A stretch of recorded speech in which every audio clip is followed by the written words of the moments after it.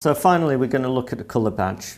All of the badges on iDEA can be used on PCs, they can be used on tablets, they can be used on mobile devices. So you can really engage with the learning at any time, whether you're at home, travelling somewhere, or just have a few spare minutes. So the colour badge covers a whole range of concepts to do with how colour can be used, and gives you a depth of understanding of the building blocks that make up colour. So let's get stuck in. The first area within the badge is looking at colour manipulation, and in particular it looks at three fundamental areas that are used to define colours. So they're hue, saturation and lightness. And it introduces each of those to you and gives you an opportunity to engage with each of those to try and understand what they mean and how they work. So hue is the first of these, and as you can see, the hue has a significant impact on the actual colour. It changes the colour effectively.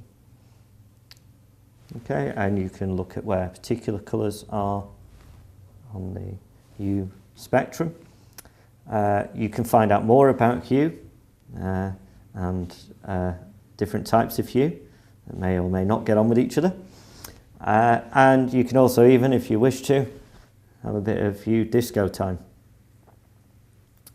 So it's fun, it's engaging, it gets you thinking about different concepts.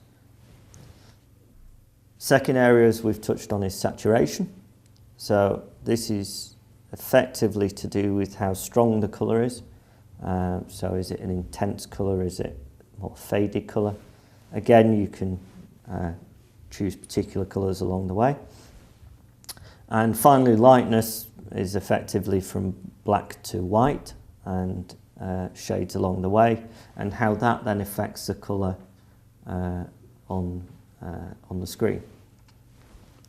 There's also fun facts in there, such as it asks you whether the sun is actually yellow. I'll leave you to find out the answer to that one.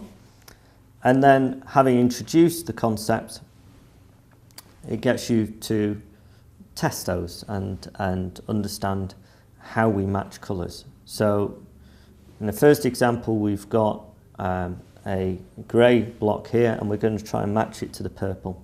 So we need to think, how much hue and saturation do we need to get it exactly right? So we clearly need some colour, okay, and we also need some saturation. So we're getting very close now. There you go, we've done it. We've got the correct balance of saturation and hue to give us the colour we're looking for.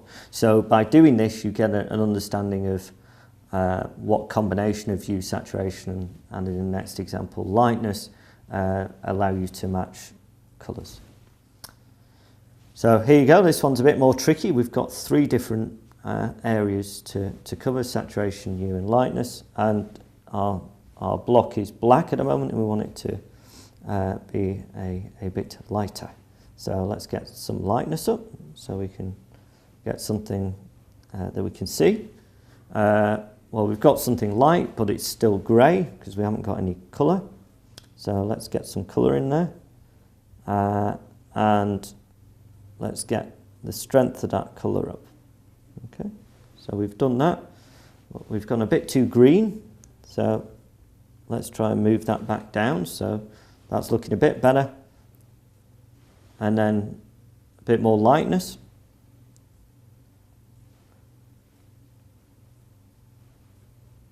And we move around until we get it right.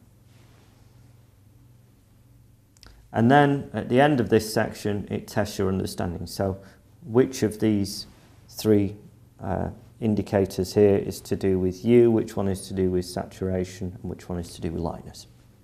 The University of Huddersfield, inspiring tomorrow's professionals.